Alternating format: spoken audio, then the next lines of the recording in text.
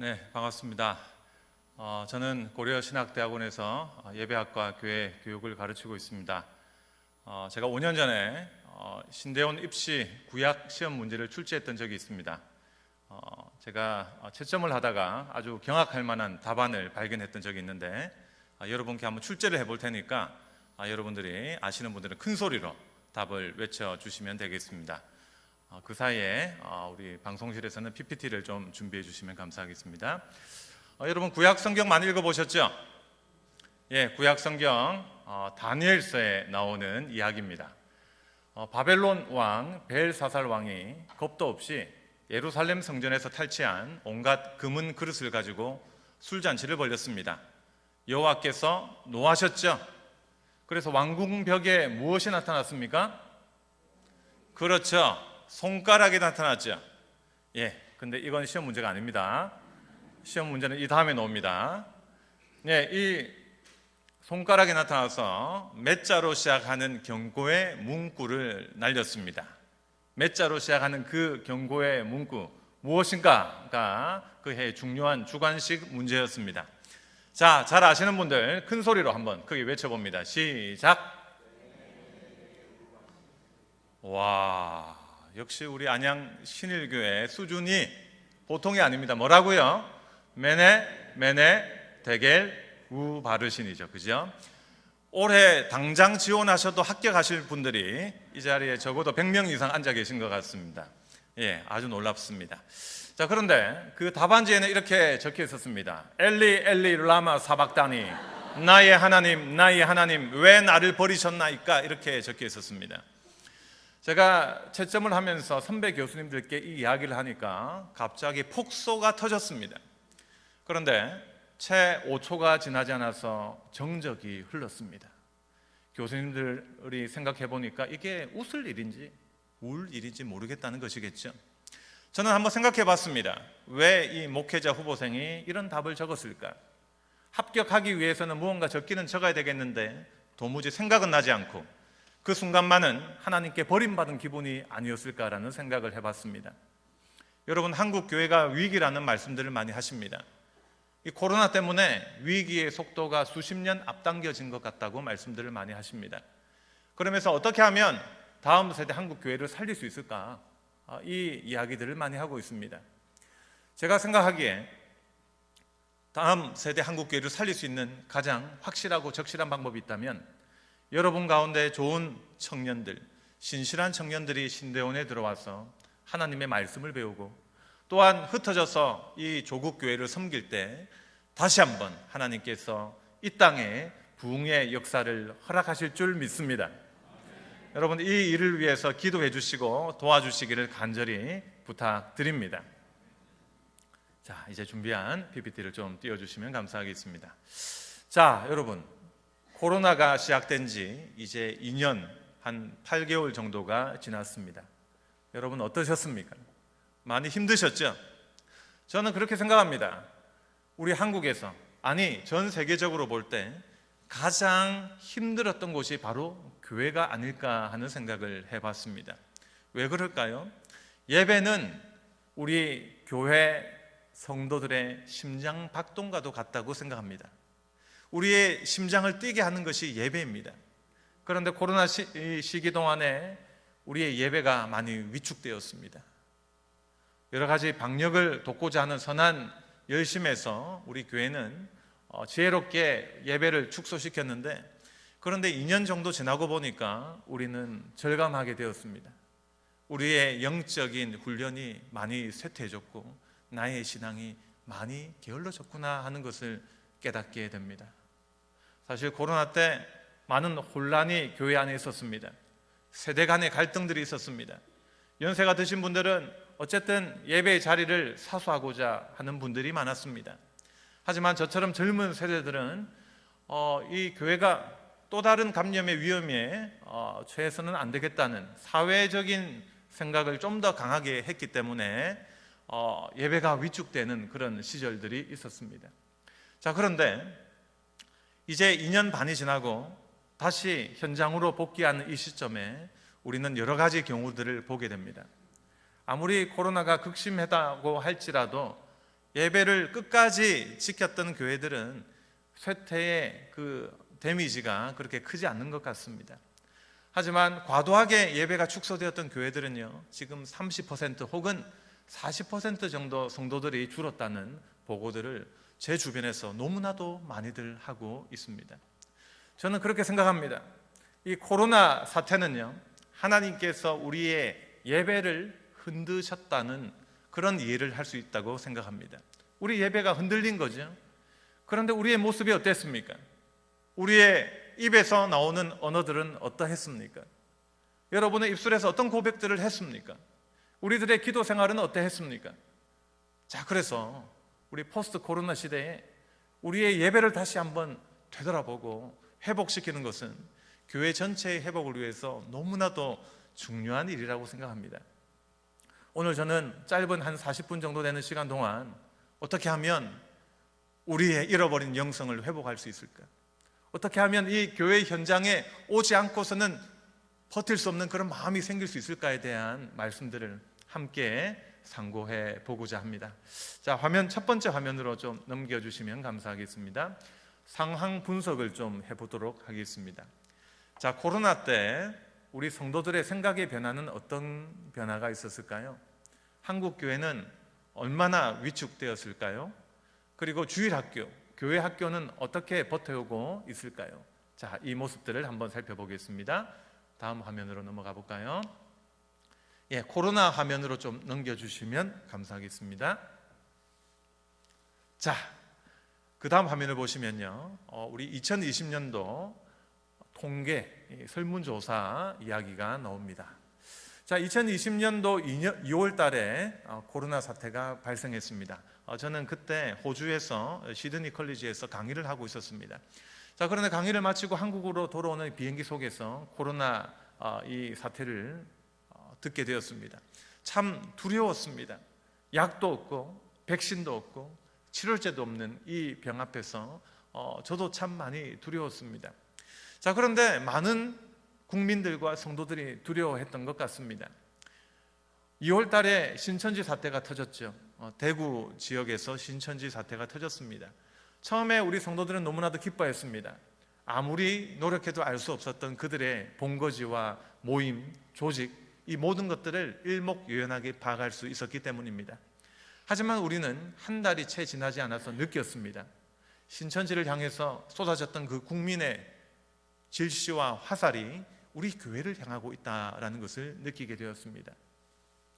그 당시 크고 작은 감염 사태에 교회들이 연루되게 되었고 참 많은 국민들이 우리를 비난하는 일들이 있었습니다. 자, 그래서 어떤 분들은 인터넷 댓글들을 보면서 해외 선교보다 국내 전도가 어려운 시대가 왔다라고 이야기하는 분들도 생길 정도였습니다. 자, 그런데 문제는 4월이었습니다. 여러분, 4월에 늘 우리가 지키는 기독교의 최고 명절이 있죠. 그 기독교 절기 이름이 무엇입니까? 부활절이죠. 부활주일이 다가왔습니다. 자, 그런데 한 3월 달부터 목회와 신학을 통해서 학자들이 자신들의 새로운 산뜻한 글을 내어놓기 시작했습니다. 그것은 다가오는 부활주일, 어떻게 성찬을 우리가 누릴 수 있을 것인가 하는 기사였습니다. 많은 분들이 이런 이야기를 했습니다. 한국 교회는 성찬을 자주 하는 전통은 아니죠. 1년에 2회에서 4회 정도 하는 전통입니다. 자, 그런데 꼭 성찬을 한번 지켜보자는 것입니다. 그러면서 이런 이야기를 했습니다.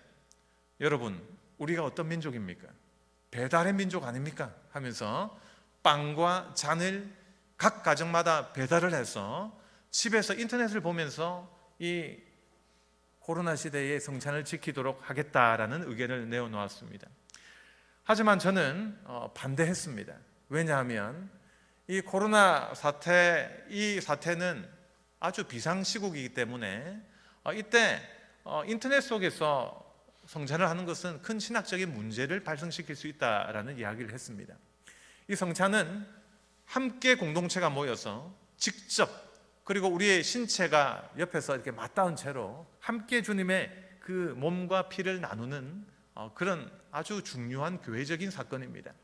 하지만 화면에서 혼자서 그 빵과 잔을 나누는 것은 한 몸됨을 누리지 못하고 아주 파편화된 신앙을 누릴 수 있기 때문에 저는 이것이 불가하다는 그런 반대의 입장을 목회와 신학 유호로에 게재를 했습니다.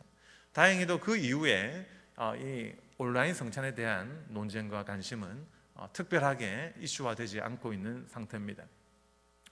자, 그리고 2020년 6월 이후로 단계적인 거리 두기를 하면서 지금까지 우리는 아주 고통 가운데 신앙생활을 하고 있습니다. 다음 화면 넘어갑니다. 자, 그런데 문제는요, 3월 29일 2020년도 3월 29일 날 했던 설문조사였습니다. 목회데이터연구소에서 전국에 있는 성도들에게 설문을 조사했습니다. 왜 예배에 불참하셨습니까? 하는 질문이었습니다. 제일 왼쪽에 있는 설문을 보십시오. 약 25%에 해당하는 성도들은 내가 감염이 될까 봐 두려웠기 때문에 교회에 가지 않았다라고 이야기를 했습니다. 자, 그런데 23%에 해당하는 성도들은 이렇게 대답을 했습니다. 예배는 그대로 지속되지만 교회에서 오지 않아도 된다는 공고가 있었기 때문이다라고 이야기를 했습니다. 그 당시를 복귀해 보면 감염의 위험이 컸기 때문에 교회 문을 닫거나 아니면 가정 예배지를 돌려서 대체하는 교회들도 있었습니다. 그리고 인터넷 예배가 론칭되곤 했죠. 예. 자, 세 번째를 보십시오. 22%에 해당하는 성도들이 뭐라고 대답을 했습니까? 예배가 중단되었기 때문이다. 그렇게 이야기를 했습니다. 자, 그런데 여러분이 주목해야 될 우리 도표가 있습니다. 그것은 왼쪽에서 네 번째 있는 이 도표입니다. 자녀를 가지신 부모님들의 42%가 나는 괜찮지만 나의 자녀가 걱정되었기 때문에 교회 가지 않았다. 그리고 주일 학교에도 보내지 않았다. 이렇게 대답을 했습니다. 저는 우리 성도님들이 가장 주목해야 될 부분이 바로 네 번째 이야기가 아닌가 싶습니다. 시대가 많이 변했습니다. 저희 때만 해도, 제가 초등학교 다닐 때만 해도 한 반에 아이들이 많았습니다. 제가 초등학교 1학년 때 저는 반에서 63번이었습니다. 그 말은 이 반에 한 반에 적어도 60명 이상의 아이들이 있었다는 것이겠죠. 그런데 이 이야기를 듣던 70대 중반의 저희 아버지가 이렇게 이야기하셨습니다. 허허허, 나 때는 하셨습니다. 나 때는 70명 이상 있었지, 이렇게 말씀하셨습니다. 자, 그런데 호주에서 제가 이 강의를 했는데 호주의 어떤 아주 곱게 차려입으신 점잖은 권사님이 저한테 이런 이야기를 했습니다. 아니 목사님, 저희 때는요 60명, 70명이 아니라 아이들이 너무 많아서 초등학교 오전반, 오후반, 저녁반도 있었어요. 이렇게 저한테 이야기를 했습니다. 근데 저는 믿어지지 않았습니다. 저는 초등학교 오후반까지 경험해봤지만 저녁반은 처음 들은 이야기였거든요. 그래서 제가 권사님한테 이야기를 했습니다. 권사님, 학력 세탁하시는 거죠?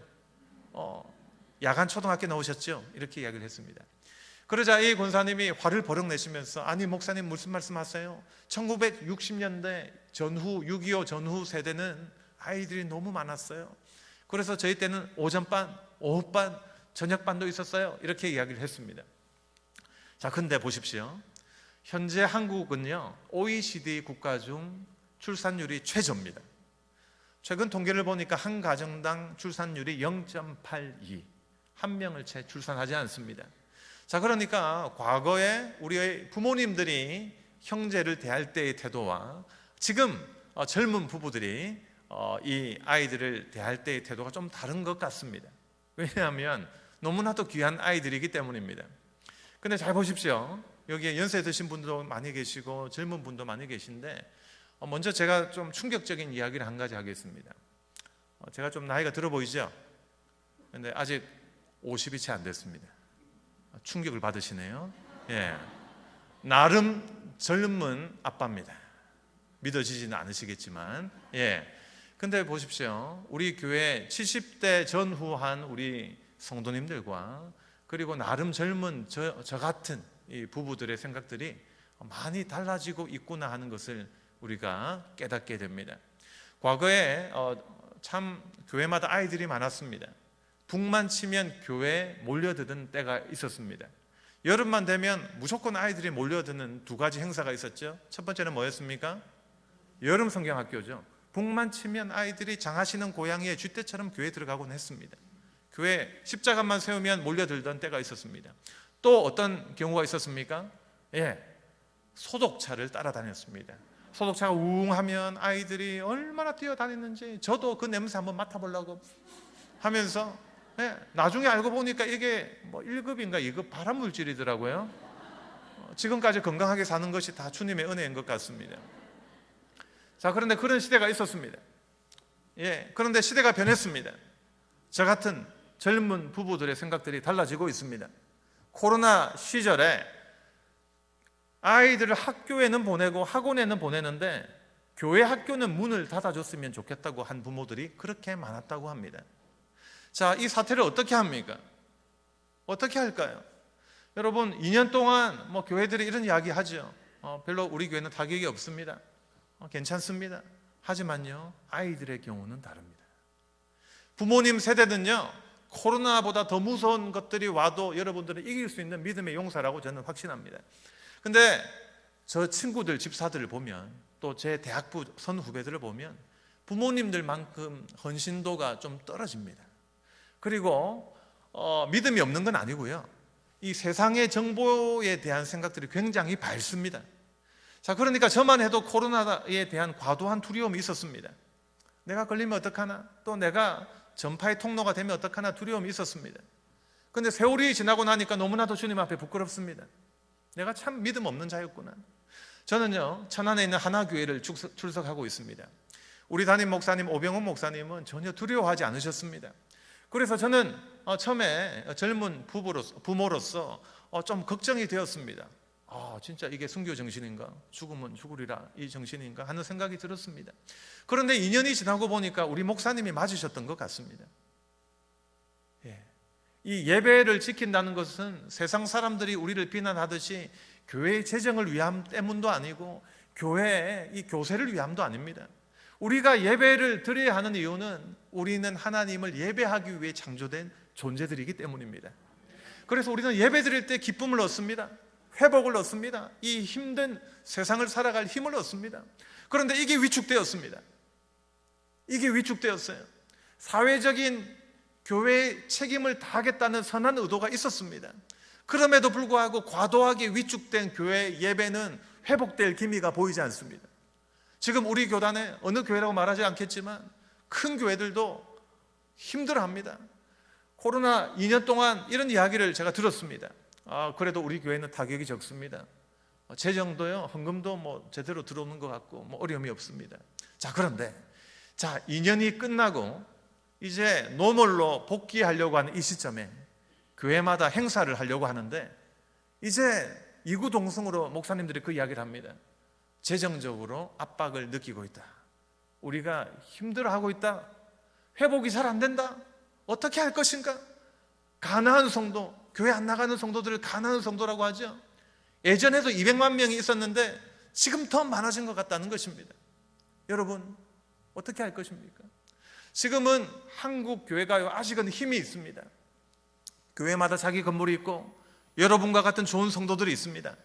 그리고 좋은 일을 하자고 하면 헌금할 재정도 있습니다.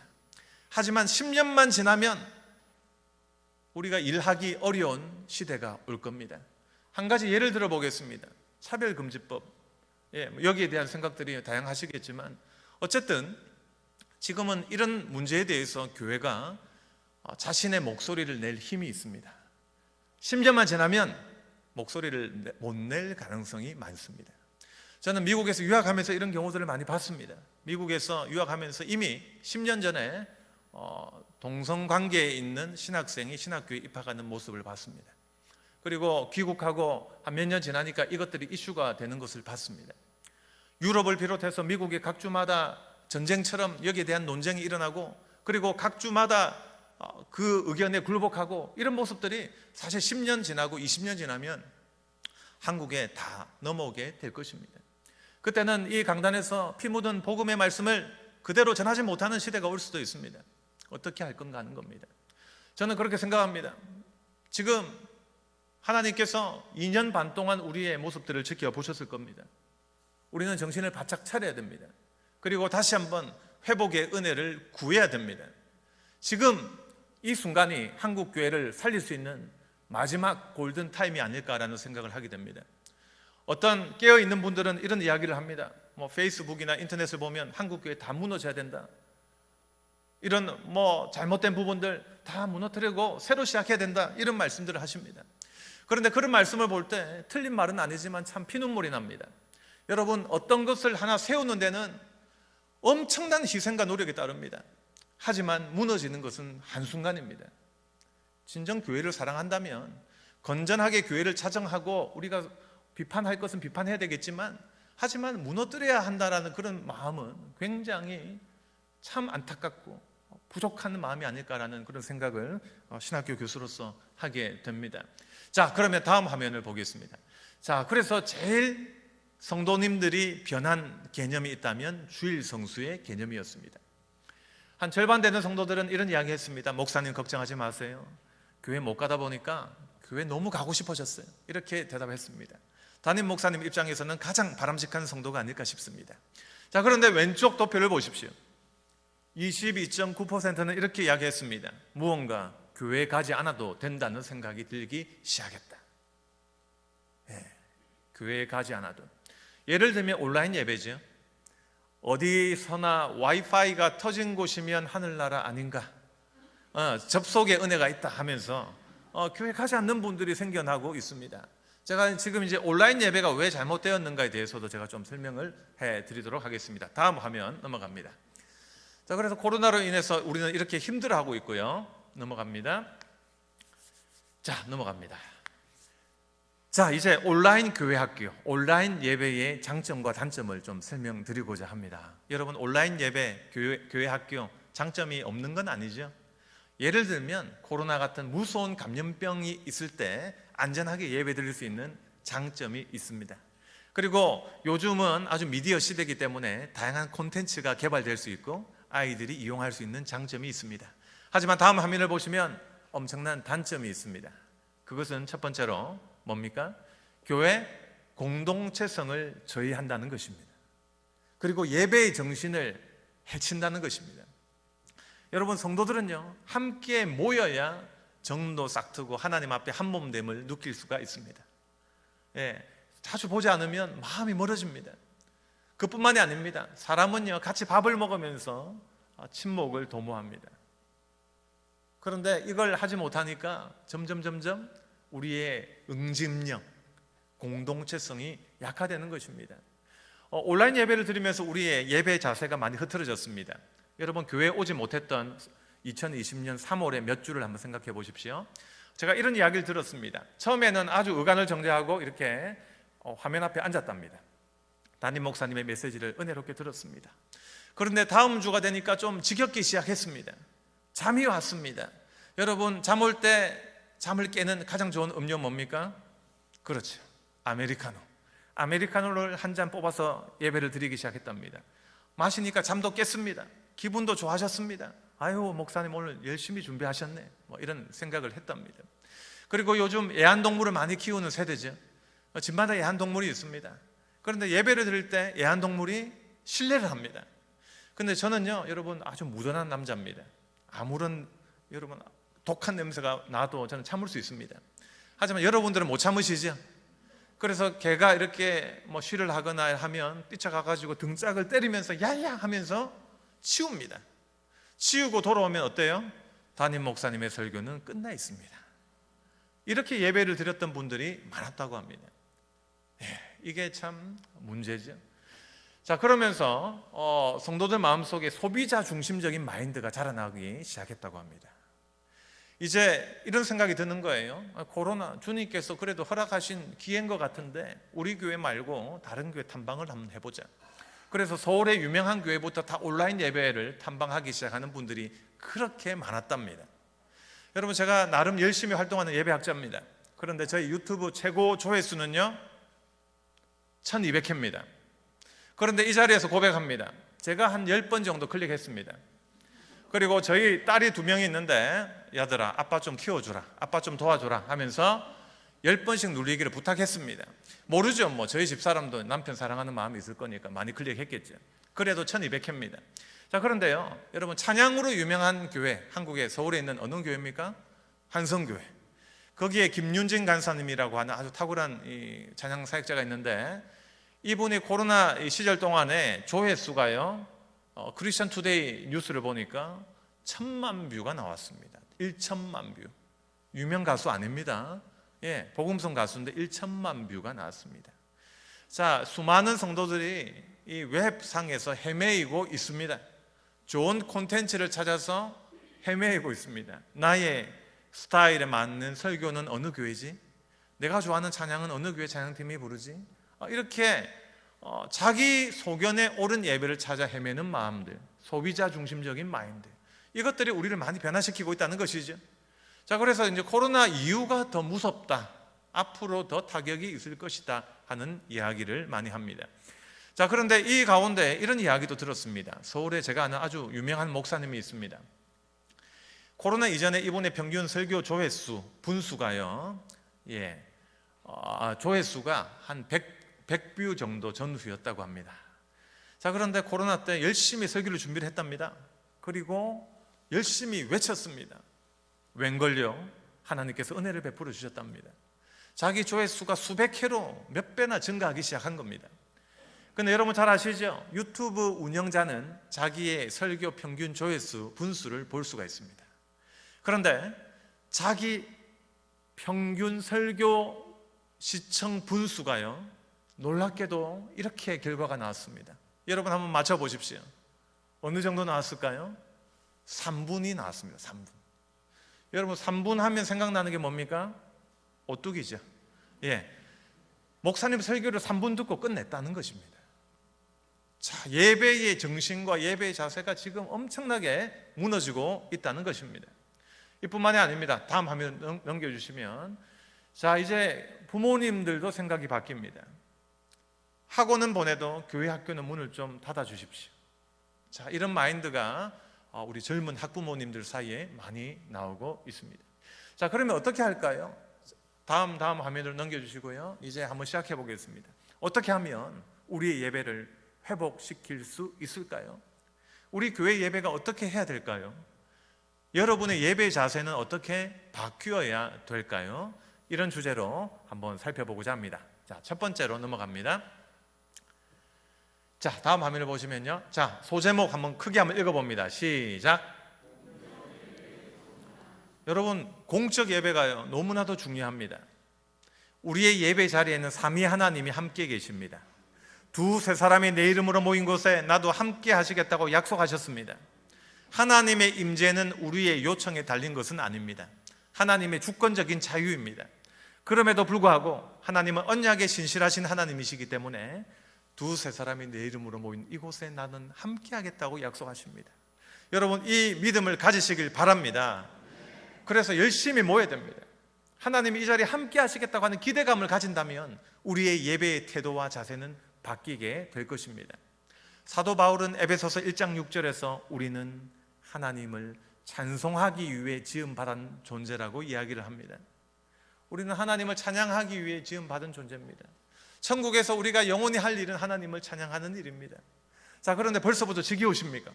그럼 영원한 천국에서 얼마나 힘드시려고요?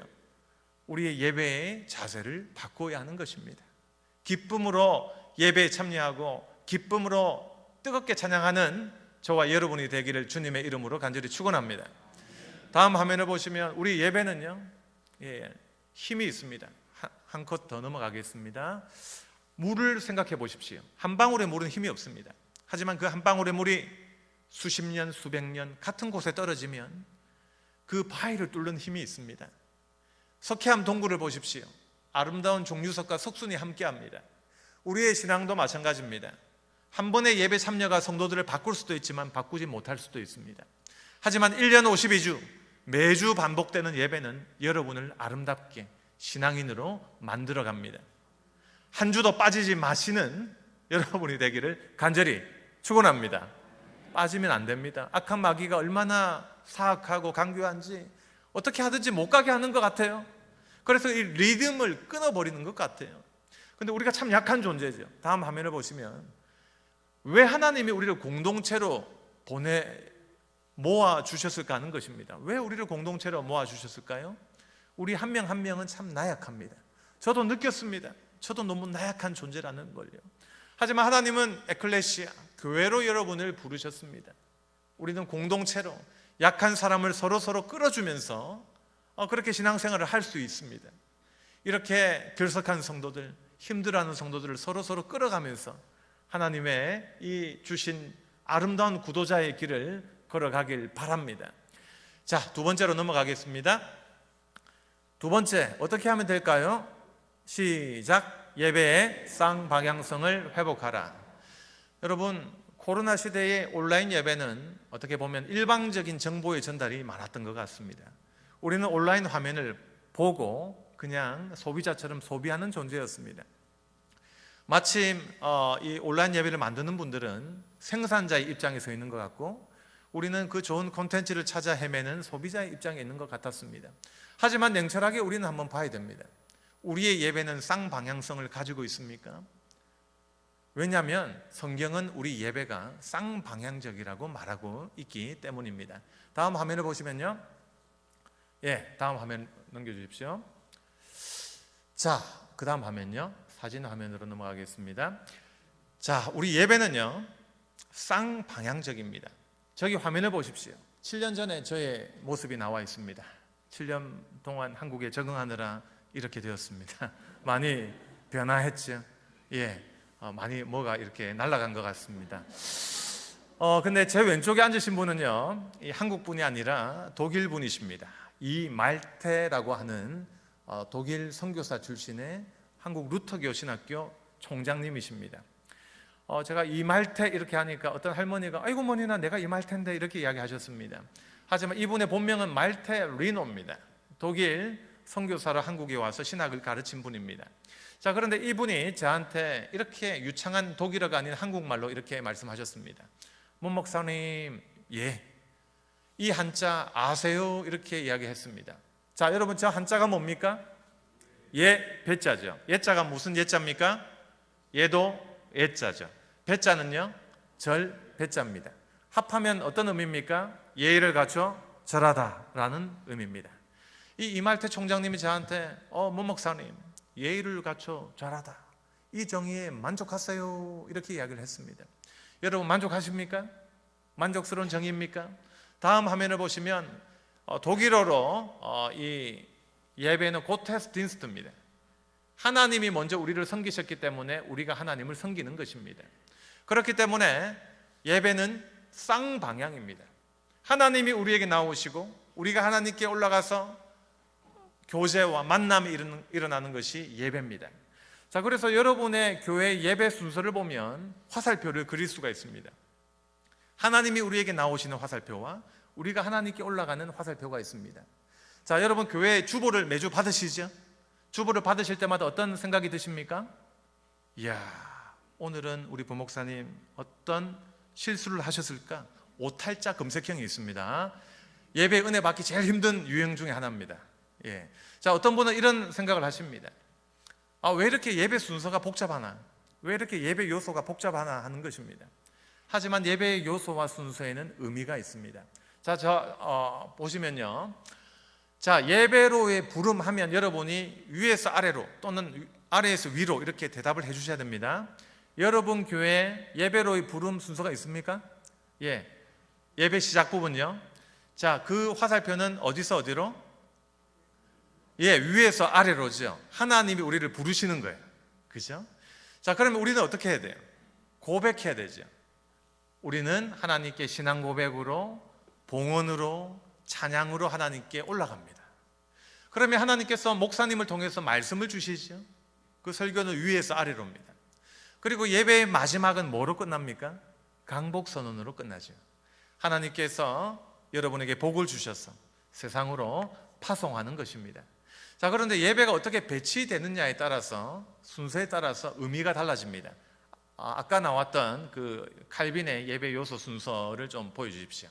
자, 여러분, 칼빈이 처음에 목회할 때 왼쪽과 같이 예배를 시작했습니다. 그런데 스트라스부르에 가서 3년 동안 목회를 좀 배우고 마틴 부서와 함께 목회를 하면서 예배의 처음 순서를 좀 바꾸었습니다. 자, 이제 퀴즈가 나갑니다. 왼쪽과 오른쪽 예배의 요소는 같습니까? 다릅니까? 자, 같습니까? 다릅니까? 자, 제가 한 가지씩 이야기해 보겠습니다. 여러분, 죄의 고백이 있습니까? 있죠. 사죄의 선언 있습니까? 율법, 십계명 있습니까? 있죠. 그러면 뭐가 달라졌습니까?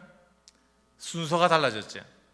자, 보십시오. 처음에 십계명이 나왔습니다. 십계명은 우리 죄를 나타내는 기능을 하기 때문에 분위기가 무겁죠. 그리고 죄의 고백을 했습니다. 그러니까 좀 어두운 분위기가 계속 이어지고요. 그 다음에 사죄의 선언이 나왔습니다. 그러니까 이 십계명이 좀 부담스러운 구원의 조건으로서의 십계명으로 다가왔습니다. 자, 그런데 오른쪽 예배를 드리면서 순서를 바꾸니까 죄의 고백 다음에 죄 용서가 선포되면 기분이 어떻게 바뀌죠? 기쁘죠. 감사하죠. 그렇게 감사한 마음으로 하나님을 예배하겠습니다. 율법으로 십계명을 노래로 불렀던 것입니다. 보십시오. 같은 예배 요소지만 순서 배치를 조금만 다르게 하니까 이 계명의 의미가 달라지는 것입니다. 그런데 존 켈빈은 율법을 딕션으로 말로만 하지 않고 노래로 만들어 불렀습니다. 마침 우리 한국에 주기도 문송이 있죠. 하늘에 계신 아버지 이름 거룩하사. 여러분, 이 찬양이 우리 한국에 얼마나 큰 영향을 미쳤습니까? 제가 제 수업을 듣는 모든 학생들에게 이 이야기를 합니다. 여러분, 누구든지 이 십계명 노래를 주기도 문송에 필적할 만한 퀄리티로 만들어 오면 누구든지 A 뿔을 주겠습니다. 학점에 눈먼 우리 전도사들이 각양각색의 노래를 만들어 옵니다. 들어보면 어디서 많이 들어봤습니다. 보니까 찬송가 두세 개를 합쳐놨습니다. 어떤 해는 트로트로 만들어서 트로트로 부른 학생도 있습니다. 그런데 저희 기억에 가장 남는 학생은, 여러분 고등 래퍼 아십니까? 쇼미더마니 이런 프로그램 아십니까? 그게 한참 유행할 때 어떤 학생이 앞으로 나오더니 교수님 비트 주세요. Drop the beat 하면서 십계명을 이렇게 랩으로 불렀던 학생이 있습니다. 분위기가 안 좋아졌습니다. 개혁신학의 본산 대고려신학대학원에서 자기가 그 분위기를 깨닫고 자신에게 스스로 유기정학을 선포하고 학교를 1년 떠났더니 이제 영영 떠나버렸습니다. 너무 보고 싶은 친구입니다. 자, 그러면 다음으로 넘어가겠습니다. 시간이 너무 잘 가서 제가 속도를 좀 내겠습니다. 세 번째로 넘겨주십시오. 세 번째로. 자, 세 번째 같이 읽겠습니다. 시작. 성도들이 자, 이 온라인 예배, 온라인 성찬은 우리의 수동성을 좀 증가시키는 것 같습니다. 계속 화면을 보고 있습니다. 입을 열지 않습니다. 자, 그런데 우리 현장 예배도 이렇게 능동적으로 예배를 잘 드리냐 하는 것이죠. 우리가 좀 반성할 부분들이 있습니다. 현장에 오지 않고서는 집에서 드리는 예배로 불충분할 만큼 우리 현장 예배가 아주 의미 있고 풍성하도록 우리가 잘 기획을 해야 되겠습니다. 어떻게 하면 성도들의 입을 열 수 있을까요? 어떻게 하면 우리가 립싱크 찬양이 아니라 열정적으로 하나님을 찬양할 수 있을까요? 어떻게 하면 예배 때 앉아만 있지 않고 다양한 순서로 여러분이 참여할 수 있을까요? 다음 화면을 보시면 다양한 방법들이 있습니다. 자, 그 다음 화면을 보시면요, 예를 들면요, 같이 공동 기도문을 읽을 수도 있습니다. 그리고 문답식으로 사도신경을 고백할 수 있습니다. 당신은 성부 하나님을 믿습니까? 하면 성부 하나님께 해당하는 그 답변을 하는 것이죠. 또한 우리는 세대 통합 예배를 종종 드립니다. 그때 성경 봉독을 잘 준비된 성도들이 함께 하는 것이죠. 시편 같은 경우에는 화자들이 많습니다. 그렇기 때문에 화자가 바뀔 때마다 다른 목소리가 등장하는 것도 가능합니다. 조명을 위한 기도도 우리가 말씀의 은혜를 달라는 기도인데 주보에 적어서 같이 기도하는 경우들을 봤습니다. 자, 그래서 우리 교회는요, 능동적으로 현장 예배가 살아갈 수 있도록 이 플래닝을 하는, 기획을 하는 것들이 필요하겠습니다. 다음 화면으로 넘어갑니다. 네 번째는요, 하나님 중심성을 회복해야 됩니다. 지금 세상 교회들이 돌아가는 이 풍토는 소비자 중심적인 마인드입니다. 어떻게 하면 새신자들의 마음에 들까? 어떻게 하면 새신자들을 끌어들일까를 고민하다가 보니까 우리 예배의 아주 귀중한 부분들을 빼버리는 경우들이 있습니다. 저는 시카고에 5년 살았습니다. 그때 윌로우 크릭 교회를 좀 많이 가봤습니다. 윌로우 크릭 교회는 시카고에 7개 지교회가 있는 수만 명이 모이는 대형 교회입니다. 자, 그런데 이 교회 예배 특징이 시컬스 워십, 구도자 예배입니다. 그러니까 새신자 입장에서 부담스러운 예배 요소를 다 빼버렸습니다. 신앙 고백도 빼버렸고요, 죄 용서를 구하는 기도 다 빼버렸습니다. 강복 선언도 어색하다고 빼버렸습니다. 그러니 부작용이 일어났습니다. 오랫동안 교회를 다녀도 내 마음속에 성장이 없는 것입니다. 성도들이 불만을 가지기 시작했습니다.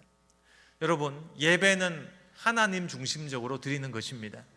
성경에서 무엇을 말하고 있는가? 하나님은 나에게 무엇을 원하시는가를 먼저 살피시는 저와 여러분이 되시기를 간절히 바랍니다. 다음 화면으로 넘어갑니다. 5번째로 넘어갑니다. 다 설명을 했습니다. 5번째, 부모 교육에 힘써야 됩니다. 여러분, 코로나 시대 우리 교회를 한번 보십시오. 부모가 흔들리지 않는 집은요, 아이들도 흔들리지 않습니다. 자, 그런데 부모가 흔들린 집들은요, 부모도 교회에 나오지 않고 아이들도 나오지 않습니다. 큰 충격이 지금 우리 한국 교회에 임했습니다. 자, 어떻게 하면 부모들에게 자녀 교육의 의무만 강조하지 않고 그들에게 필요한 자료를 줄 것인가를 고민해 봐야 됩니다. 어떻게 하면 가정의 신앙이 회복될 수 있을까요? 저는 가정 예배가 필요하다고 생각합니다. 넘어가겠습니다. 가정 예배. 우리 가정의 예배가 회복돼야 됩니다. 티모디 존스 프로젝트가 있습니다. 미국에서 4만 명 성도들을 설문조사를 했습니다. 집에서, 가정에서 자녀들과 신앙적인 행동을 하시나요? 2위가요 43%, 거의 하지 않고 있다, 거의 드물다 이야기했습니다. 1위가 52%, 어떤 활동도 하고 있지 않다. 합치면 93% 아닙니까? 여러분, 신자 부모의 93%가 집에서 아무것도 하고 있지 않다고 합니다. 그러니 다음 세대가 없다는 이야기가 나오는 것이죠. 저는 한국 교회 평균 연령이 65세 이상이라고 생각합니다. 저는 전국에 많은 교단, 많은 교회들 많이 다녀봤습니다. 도시부터 시골까지 많이 다녀봤습니다. 그런데 평균 연령이 65세가 넘는 것 같아요. 그래서 두려운 것입니다. 10년만 지나면 우리가 일할 수 없는 때가 옵니다. 저는 여기에 연세 드신 우리 성도님들 너무나도 존경합니다. 여러분들은 한국의 경제의 성장을 이루신 세대이고 한국교회 부흥을 이루신 주역들입니다. 그런데 한 번만 더 부탁드립니다. 하나님 부르시는 그날까지 조금만 더 교회를 도와주십시오. 헌신해 주십시오. 직접 교세를 할 수 없다 할지라도 여러 가지 면으로 기도라도 해주시고 교육부서 방문해서 신발 정리라도 좀 도와주십시오. 교육부서가 무너져 가고 있습니다. 한국교회가 지금 무너져 가고 있습니다. 10년만 지나면 절반 이하로 떨어질 것이라고 미래학자들은 이야기합니다. 하나님이 지금 오늘 이 순간 저를 통해서 이런 메시지를 증거하시는 데는 이유가 있다고 생각합니다. 우리 안양 신일교회 얼마나 훌륭한 교회입니까? 저는 2000년도 신대원에 입학했는데 신일교회 좋은 이야기들을 너무 많이 들었습니다. 한번 와보고 싶었는데 20년 만에 이렇게 저를 부르실 줄은 몰랐습니다. 나름 열심히 다녔는데 왜 이제서야 부르셔가지고 조금 실망스럽긴 하지만 그만큼 영광스럽습니다. 이 단에 섰다는 것 자체가 너무나도 영광스럽고 감사합니다. 자, 그런데 여러분의 이 귀한 신앙의 유산 물려줄 사람들이 있습니까? 여러분이 하나님 앞에 서셨을 때 당당하게 하나님 앞에 보여드릴 것이 있습니까? 저에게도 묻는 이야기이기도 합니다. 우리 이 땅에 오는 것은 순서가 있었지만 하나님의 불러가심에는 순서가 없습니다. 무엇을 하나님 앞에 내어놓으시겠습니까? 다음 화면으로 넘어가겠습니다. 자, 그래서 우리 남자들이 좀 분발해야 됩니다. 여기에 보면 자녀들이요 가장 영향받는 1위가 엄마고요 4위가 아빠입니다. 올림픽 메달로 따지면 아빠는 아쉽게 동메달을 놓쳤습니다. 연금 수령을 하지 못합니다. 천국 연금이 있다면 동메달까지 연금 주고 이렇게 하면 너무 가슴이 아플 것 같습니다. 우리 남자분들 분발해야 됩니다. 아까 그 앞에 화면을 보시니까 지금 현 상황이 어떻냐고 하면 기독교 청소년 분포율이 3.8%입니다. 그러니까 여기에 안양에 안양고등학교 가가지고 100명 모아놓고 교회 다니는 친구들 손들어 봐요 하면 4명이 채 손을 안 든다는 겁니다. 충격이죠. 여러분 학교 다니실 때하고 다릅니다. 지금은요 당당하게 주일 학교 급식 받아가지고 식판 앞에서 기도하기도 쉽지 않은 분위기라고 합니다. 고등학생들 이야기를 하는데 청년부는 더 심각합니다. 3명이 채 안 됩니다. 2.19%. 가난 교인, 안 나가 거꾸로 하면 가난이죠. 코로나 전에 200만 명, 지금은 300만 명 될 수도 있습니다. 어떻게 할 거냐? 자, 넘어갑니다. 자, 그래서 저는요, 가정을 살리기 위한 방법 중에 하나로 우리의 그 가정 예배 회복이 중요하다고 생각합니다. 일주일은 168시간인데 1시간이 충분하지 않습니다. 그런데 생각해 보십시오. 그런데 우리 부모님들이 1시간을 아까워하셨습니다. 코로나 때. 이 주일 교회 학교 가는 그 1시간이 아까워서 보내지 않는 분들이 있었습니다. 다음 화면요. 자, 가정예배. 제가 왜 가정예배를 강조하는지 이야기를 드리겠습니다. 저는 한국에 2014년도에 돌아왔습니다. 오면서부터 바빴습니다. 지금까지도 바쁩니다. 근데 자녀 교육이 잘 안 되고 있다는 것을 저는 느꼈습니다. 왜냐고요? 몇 년 전 같이 밥을 먹는 때였습니다. 저희 집사람을 보니까 제가 가슴이 뭉클했습니다. 왜냐고요? 저는 군목 출신입니다. 1사단 15연대 3땅굴이 있고 서부전선 최전방을 지키는 그 부대입니다. 근데 제가 신대원 때 얼굴을 보시면 아시겠지만 별로 인기가 없었습니다. 목사 안수를 받아야 되는데 결혼하지 않고 못하고 안수를 받았습니다. 그래서 저희 담임 목사님이 불쌍하다고 휴가를 받아오라고 해서 갔더니 집안끼리 어른들을 다 부르고 맞선을 그냥 시키셨습니다. 근데 하나님께 참 감사한 것은 저희 집사람의 눈을 멀게 해주셔서 저희 결점이 하나도 안 보였다고 합니다. 은혜지요. 시간 관계에서 자세히 말씀을 드리지 못하는데, 그래서 집사람이 뜻하지 않게 목회자의 부인이 되었는데 군생활을 3년을 최전방에서 했네요. 삼땅굴과 JSA 도라전망대가 있는 그곳.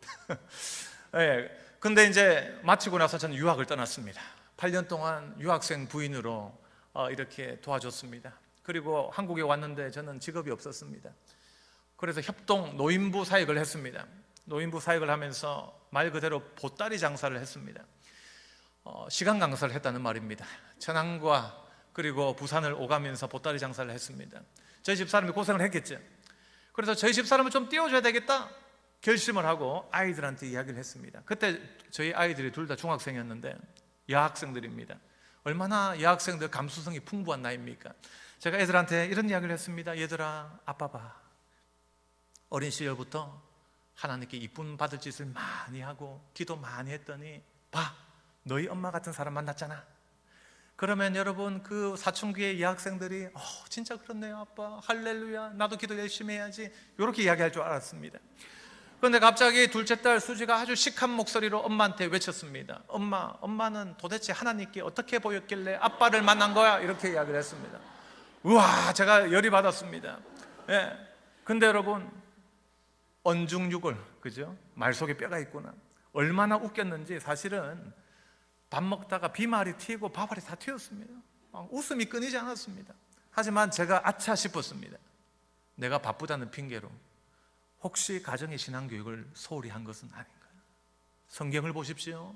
여러분, 신앙의 위인들의 아들들의 신앙이 탁월했다는 본문이 없습니다. 레위기 10장을 보면 아론의 아들 두 아들을 보십시오. 나답과 아비후. 주님께서 명하시지 않는 다른 부를 가지고 접근하다가 즉사했습니다. 엘리 제사장 아들 보십시오. 불량자였습니다. 엘리 가정이 심판받았습니다. 사무엘상과 하를 보십시오. 그 가정에 자랐던 아이가 있습니다. 한나의 기도로 태어났던 사무엘입니다. 사무엘은 그 가족의 스토리를 다 알고 있었습니다. 하지만 사무엘도요, 자녀 교육이 실패했습니다. 왜냐고요? 성경을 보니까 백성의 지도자로 두 아들을 청거했는데 백성들이 반대했습니다. 이거 받지 못하겠다는 거죠. 여러분, 우리 가정을 돌아봐야 됩니다. 여러분의 가정은 어떠합니까? 신앙의 유산이 잘 전달되고 있습니까? 어떻게 하면 여러분 세대의 신앙을 전수할 수 있을까요? 가정 예배가 회복돼야 됩니다. 가정 예배는 이런 유익이 있습니다. 자, 그렇다면 어떻게 하면 가정 예배를 드릴 수 있을까? 방법론에 대한 이야기를 다음 화면에서 해보겠습니다. 여러분, 4가지 요소만 들어가면 됩니다.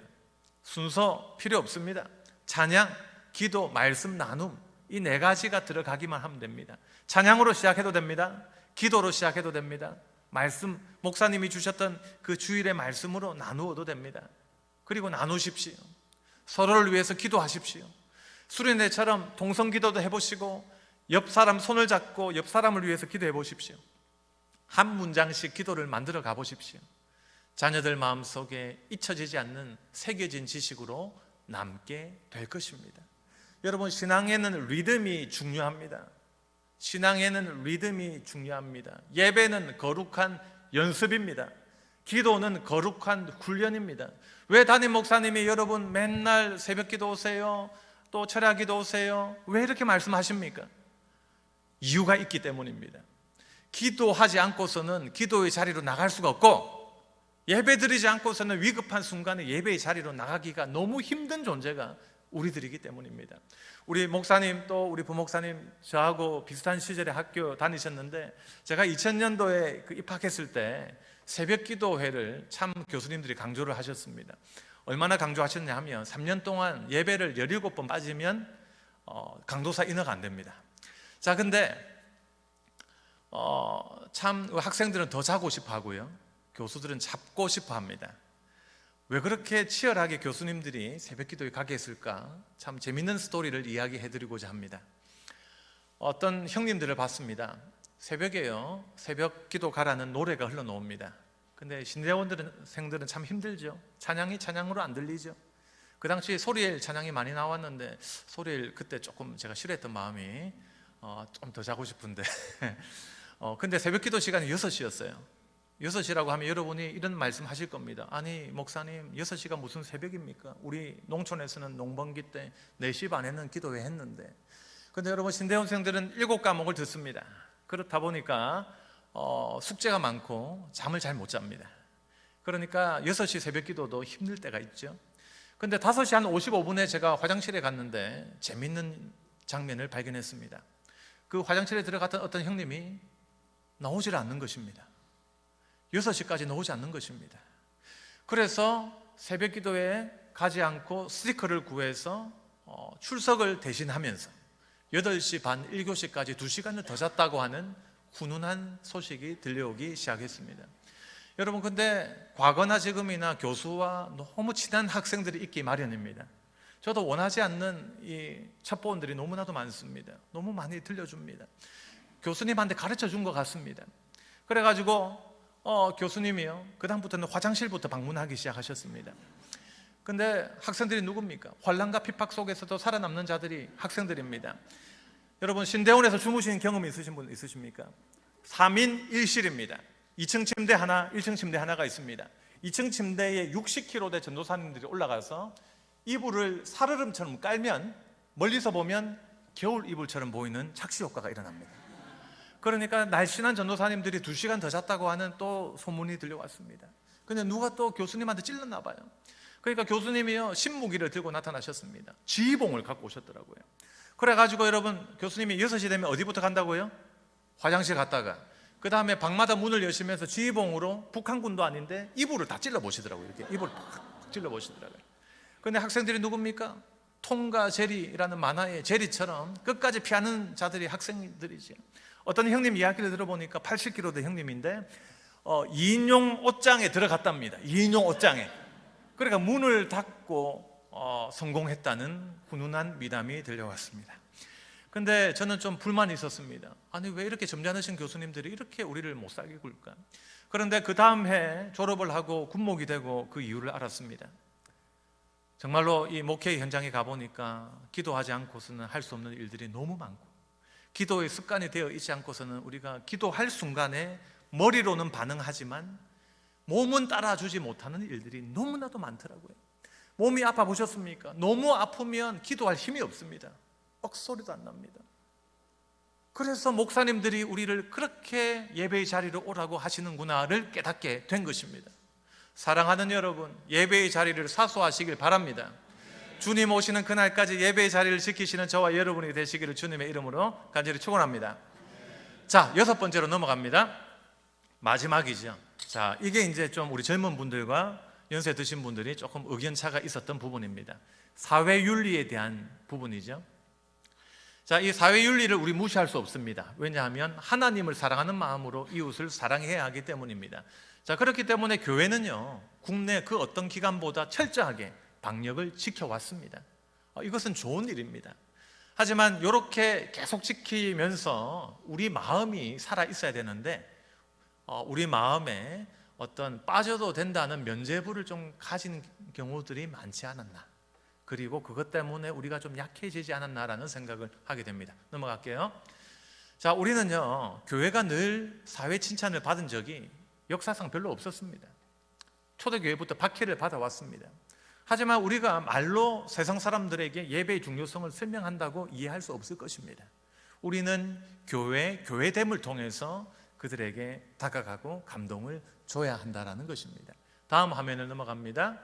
자, 그래서 하나님을 사랑하기 때문에 이웃을 사랑합니다. 그래서 예배의 자리를 최대한 지키면서 또한 사회적으로도 기여할 수 있는 우리가 되어야 되겠습니다. 넘어가겠습니다. 자, 마지막 화면으로 넘어가겠습니다. 저희 은사하셨던 이상규 교수님이 저한테 분부하셨던 목회자의 팔복이라는 그런 계명이 있습니다. 아무리 좋은 강의라도 긴 설교는 다시 청함을 받지 못한다는 그런 말씀을 저한테 주셨습니다. 그래서 마무리로 넘어가고자 합니다. 자, 오늘 우리가 시작할 때 읽지 않았지만 오늘 우리에게 주신 본문은 시편 29편 2절 말씀이었습니다. 위의 구절 우리 개역 개정판 성경 같이 한번 읽어보겠습니다. 시작. 여호와께 그의 이름에 합당한 영광을 돌리며 거룩한 옷을 입고 여호와를 예배할지어다. 여러분, 이 말이 이해가 잘 되십니까? 참된 예배에 대한 말씀인데요, 거룩한 옷을 입고 라는 말씀 이해가 잘 가세요? 이게 무슨 말일까? 저는 지금 거룩한 옷을 입고 있습니까? 교수님 50이 안 된다고 하더니 정장을 안 입고 마이를 입고 왔네, 이렇게 생각하시는 분이 있을지 모르겠습니다. 그런 의미의 거룩한 뜻이 아닙니다.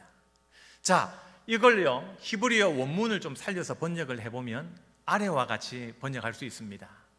그의 거룩함의 광의 속에서 여호와를 예배할지어다로 번역할 수 있습니다. 자, 이것도 좀 어렵습니다. 그의 거룩함의 광이, 빛 속에서 예배한다라는 것의 의미가 무엇인가? 저는 이 의미를요 찬송가 속에서 발견했습니다. 예수를 나의 구주 삼고라는 찬송입니다. 여러분 잘 아시죠? 예수를 나의 구주 삼고 성령과 피로써 거듭나니. 여러분, 이 찬양에 3절에 이런 가사가 있습니다. 세상과 나는 간 곳 없고 구속한 주만 보이도다. 여러분, 참된 예배라는 것은 거룩한 옷을 입고 예배하는 것인데, 거룩한 옷을 입고 예배하는 것은 원문을 보면 그의 거룩함의 빛 속에서 예배하는 것이다. 그런데 그 거룩한 빛 속에서 예배한다는 것은 바로 이런 것이란 거예요. 여러분의 상황이 지금 어떠하든지 간에, 얼마나 어렵든지 간에 예배드리는 그 순간만은 세상과 나는 간 곳 없고 나를 구속한 주만 내 눈앞에 보이는 것이 참된 예배라는 것입니다. 여러분, 이것이 하나님이 받으시는 예배입니다. 저희 어머니 간증을 하나 하고 마치고자 합니다. 여러분, 제가 보니까 여러분이 저를 보시니까 얼굴이 좀 크죠? 저희 집안 두상이 큽니다. 그래서 멀리서 보면 우리 집안이 딱 나옵니다. 근데 제가 유학 시절 줌으로 늘 매주 저희 부모님하고 줌으로 영상으로 통화를 했습니다. 근데 어느 날 화면을 가득 채워주시던 저희 어머니의 큰바위 얼굴이 안 보였습니다. 이게 무슨 일인가? 저희 아버지가 무거운 입을 떼셨습니다. 화랑아, 너희 엄마가 말기암에 걸렸다. 대장암 말기라서 폐와 간, 신장에 다 전이가 되었다. 이렇게 말씀하셨습니다. 공부 더 못하니까 이제 돌아올 준비를 해라. 우리 가족이 할 수 있는 일은 아무것도 없지요. 하나님께 기도하고 또 예배드리고 또 교회 중보기도팀 도움을 청하고 우리 담임 목사님의 기도 도움을 청했습니다. 우리 부교육자님과 우리 성한교회 중보기도팀들이 얼마나 기도 많이 해주셨는지 모릅니다. 그런데 아까 말씀드렸던 저희 그 집사람의 어머니, 장모님께서 100일 동안 철야 기도를 해주셨다는 이야기를 들었습니다. 그런데 저희 어머니가 그런 이야기를 해주셨습니다. 이제 말기암이라 절단 수술을 크게 하고 또 남은 그 암세포를 죽이기 위해서 이제 석고를 뜨고 원자력병원에서 지하경도로 내려가서 로봇 수술을 이제 받게 되었습니다. 근데 여러분, 저는 갑갑증이 있어서 CT 같은 거 아주 갑갑한 기분을 느낍니다. 근데 생각해 보십시오. 석고를 사람을 뜬다고 생각해 보십시오. 얼마나 무섭고 그리고 두려웠겠습니까? 답답했겠습니까? 그때 제 어머니 마음속에 마취부터 그리고 마취 낄 때까지 흘러나왔던 그 말씀이 있었습니다. 위로했던 그 말씀이 있었습니다.